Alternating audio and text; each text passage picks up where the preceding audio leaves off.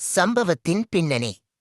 கேள்வி: சம்பவம் நடந்த அன்னைக்கு சாலை மறியல் செஞ்சு பொதுமக்களுக்கும் போக்குவரத்துக்கும் இடையூறு ஏற்படுத்தியது யாரு?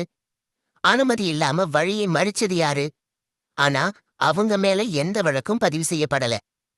தடைகளை தாண்டி தன் வழியில் செல்ல முயன்ற ஒரு இளைஞனை தாக்கியது யார்?